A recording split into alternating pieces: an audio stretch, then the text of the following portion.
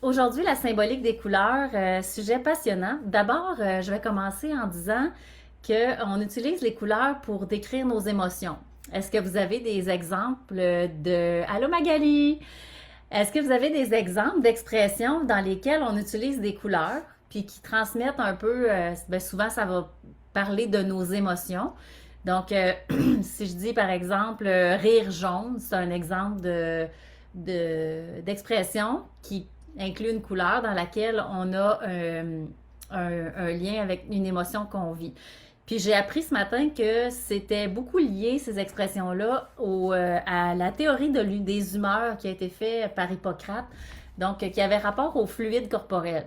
Donc, ce qui a rapport au rouge a rapport avec le sang, le jaune, c'est plus la bile, le vert aussi. Le bleu, ça a plus rapport avec le froid, la peur. Donc, puis je me souviens pas, là, les deux autres fluides. Il y avait le flegme, qui n'est pas un vrai fluide, mais sur lequel on s'appuyait pour faire ces expressions-là. Donc, d'autres expressions, avoir une peur bleue, voir la vie en rose, être fleur bleue, donc romantique, voir rouge, hein, qui exprime la colère, faire une nuit blanche.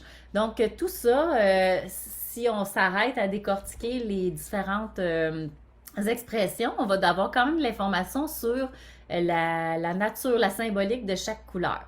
Donc, si vous êtes en direct, même en replay, vous pouvez m'écrire votre couleur préférée. Puis tantôt, je vais vous parler un petit peu de ce que ça signifie là, quand on aime beaucoup une couleur.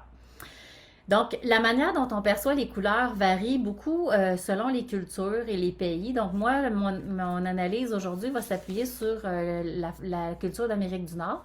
Mais pour vous donner un exemple, au Cameroun, on a seulement deux mots pour désigner les couleurs. Donc, on a les couleurs dans les tons de rouge, orange, jaune. Donc, couleur chaude, on utilise le mot ziza. Et pour les couleurs plus froides, vert, bleu, violet, on utilise le mot huit.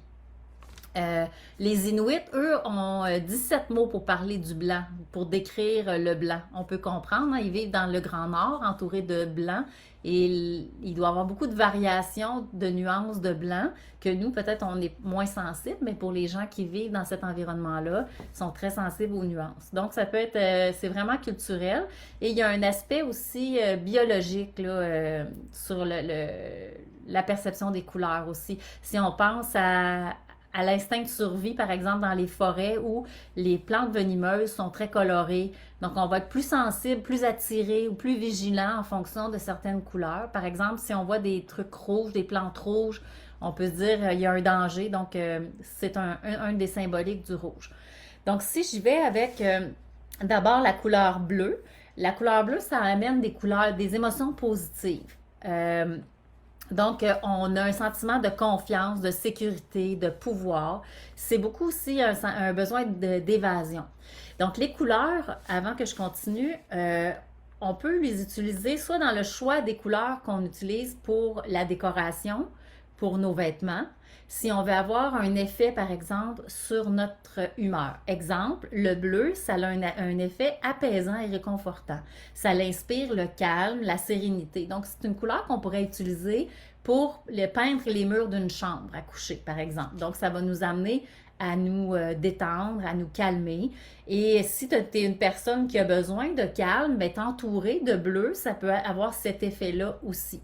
Donc, ça peut aussi influencer le choix d'une œuvre d'art ou de la décoration des accessoires que tu utilises dans ta maison. La couleur aussi a un impact au niveau du branding. Quand on regarde les compagnies, le bleu, c'est souvent utilisé dans les réseaux sociaux. Hein. Si on regarde le symbole de Facebook, par exemple, ben, Facebook veut inspirer la confiance et la fiabilité. Donc, le bleu, c'est un excellent choix pour ça.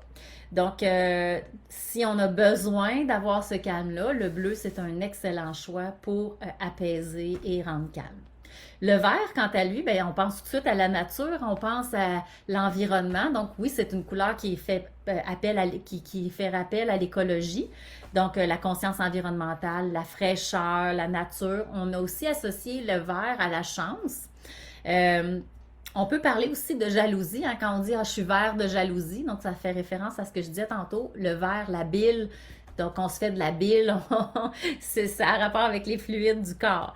Le vert, ça évoque beaucoup l'équilibre et l'harmonie. Donc, si on a un besoin de ça dans notre vie, bien, on peut ajouter du vert autour de soi. Le turquoise, ça c'est ma couleur préférée. J'en porte souvent, j'en mets beaucoup dans mes toiles et ça fait beaucoup de sens qu'est-ce que j'ai découvert sur le turquoise. En fait, ça témoigne d'un besoin d'évolution et de changement.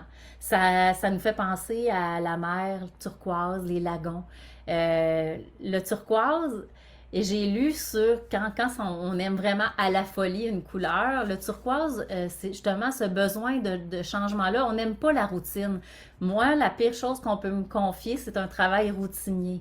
Ça m'ennuie profondément et je déprime. Donc, c'est vrai, tandis que quelqu'un qui n'aimera pas cette couleur-là, parce que quand on n'aime pas une couleur, ça a sa symbolique aussi. Donc, quelqu'un qui n'aimera pas le turquoise va avoir besoin de stabilité, n'aimera pas les choses très changeantes.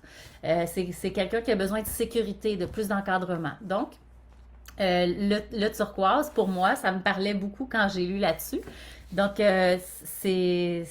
moi, je suis une personne qui est tout le temps en évolution, toujours en changement. J'aime aussi changer le décor, les meubles de place dans ma maison, dans mon environnement. Le rouge, ben c'est sûr qu'on pense tout de suite à l'amour, à la passion. Ça peut avoir aussi un symbole de danger ou d'action, d'enthousiasme. On peut penser aussi aux entreprises qui utilisent le rouge comme couleur. Et le rouge est souvent utilisé dans les réseaux sociaux, par exemple, ou sur Internet pour des boutons d'appel à l'action. Donc, quand on veut vous faire une action, hein, c'est le rouge qui est utilisé. On dit aussi que ça suscite l'appétit.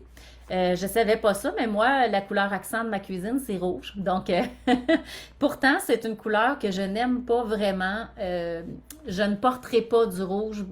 J'aime pas porter cette couleur-là. On dirait que je me sens agressée. Donc, c'est une couleur qui peut aussi inspirer la colère ou l'agressivité. On parle aussi de luxure et de mort dans certaines cultures. Donc, c'est vraiment le fluide du sang là, qui est en jeu. Le jaune, lui, ben tout de suite, on pense au soleil. Hein? Le jaune, c'est la joie, la bonne humeur, le bonheur, la chaleur, l'espoir. C'est des gens optimistes. Ça donne de l'énergie. Donc, quand on a besoin d'avoir de l'énergie, on s'entoure de jaune. On peint les murs en jaune, on trouve de la décoration jaune. Ça augmente aussi la confiance en soi et ça provoque l'enthousiasme. Le orange, un peu entre le jaune et le rouge, va lui être aussi un symbole de chaleur et on dit que ça suscite la créativité, la santé et la vitalité. Donc, besoin d'être créatif, mets du orange dans ta vie, ça devrait t'aider à susciter la créativité.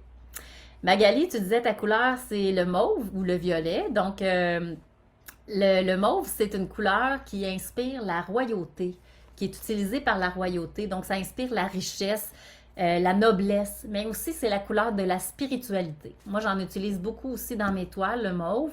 Dans la foi catholique, le mauve est associé à la pénitence, à la foi. Donc, c'est souvent utilisé pour les produits de luxe ou en lien avec la spiritualité. Là, si vous regardez des annonces de certains parfums ou des trucs comme ça qui parlent de luxe, on va souvent voir des mauves dans les couleurs. Donc, si vous voulez vous sentir rempli de spiritualité, vous pouvez ajouter du mauve. À l'époque, les murs de ma chambre étaient peints en mauve et j'avais beaucoup de difficultés à dormir. Et comme je suis une personne très spirituelle, on m'avait déconseillé de garder cette couleur-là parce que justement, ça alimentait beaucoup tout mon intérieur, mes questionnements. Donc, pendant la nuit, c'était une mauvaise idée d'être entourée de cette couleur-là.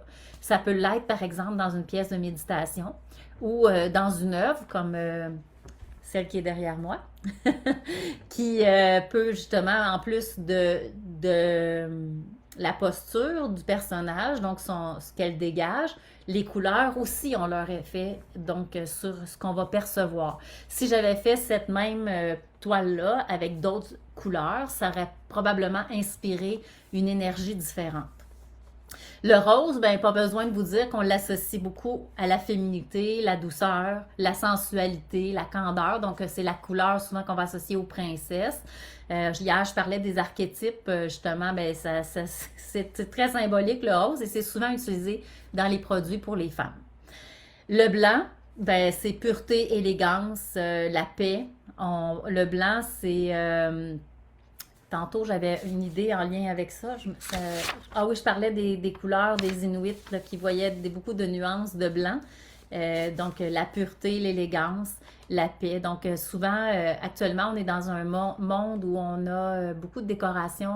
On vise beaucoup l'épuration, le minimalisme. Donc, on est beaucoup dans ça. On fait de la place. Hein. Quand on est entouré de blanc, ça me semble que ça crée de l'espace à l'intérieur. C'est apaisant. Le noir, bien, c'est souvent associé au deuil, à la mort, mais aussi à la magie. Hein, on parle des sorcières ou des fois aussi le mystère, la malchance. Donc, selon comment nous, on peut le percevoir. Le noir aussi va être utilisé dans les marques là, au niveau du branding, beaucoup pour dégager le pouvoir, l'élégance ou la sophistication. Donc, si on regarde des marques comme Dior ou Chanel, vont beaucoup utiliser le noir dans leur promotion. L'association des couleurs peut aussi inspirer certaines émotions. Donc, par exemple, si je vous dis rouge et vert, tout de suite, vous allez penser à Noël. Donc, ça peut nous inspirer la convivialité, la chaleur, mais aussi des couleurs. Si on disait rouge, jaune et bleu, ben, on peut penser à des festivités ou à des vacances d'été, des périodes où ce qui sont festives. Donc, selon comment on associe les couleurs, ça peut avoir un impact aussi sur la perception. Si on regarde par exemple des logos d'entreprises connues, par exemple Google, ben, ils vont utiliser toutes les couleurs, donc ils vont avoir un effet très jeune, très dynamique, contrairement à d'autres qui vont utiliser seulement une couleur.